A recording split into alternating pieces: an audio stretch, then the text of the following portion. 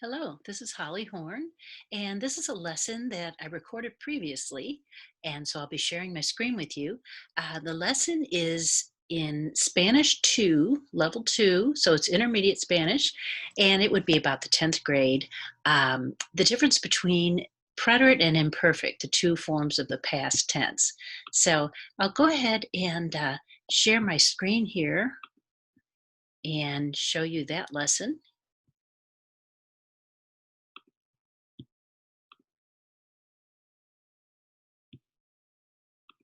Now remember, just a little grammar review. What do you know about the preterite and the imperfect, the two past tense that you'll want to use in Spanish? Well, the preterite, you want to think of that as a hammer action. We have our hammer there to help you remember that. A hammer action, like I went to the store, I bought bread, I came home, I made the sandwich, right? All of those actions that are a one-time thing. Whereas the imperfect is more used for descriptions, things that happened all the time. Maybe things that were habits, like, oh, every summer we used to go to Florida.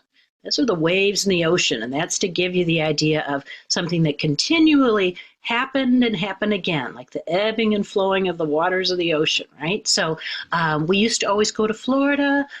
It was hot out.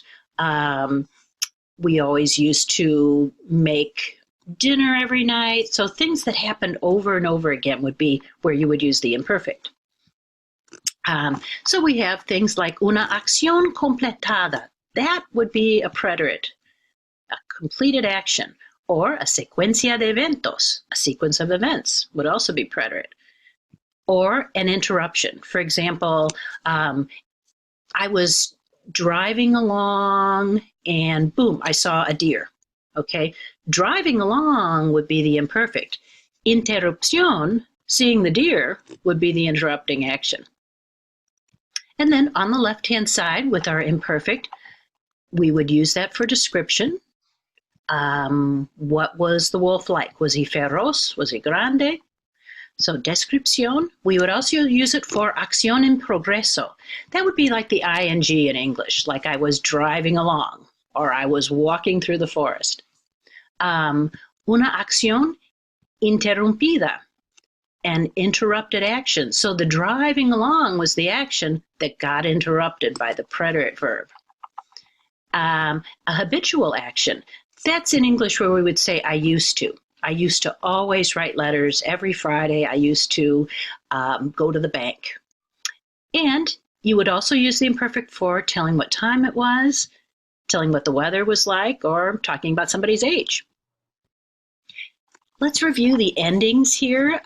You may recall that, so the blue is the preterite and the brown is the imperfect. So you may recall that for an AR verb, it would be haste o, amos and aron.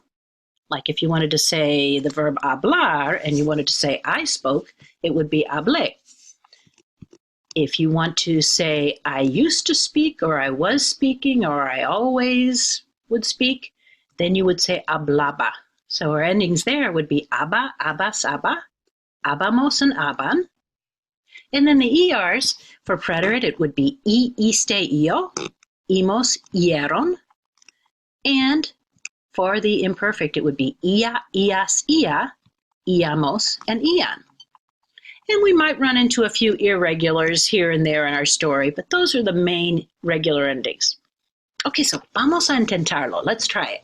What I'd like you to do is to pause the tape at this point and read over the little story that I'll be showing you in a minute and see if you can decide whether the verb would be in the preterite or the imperfect.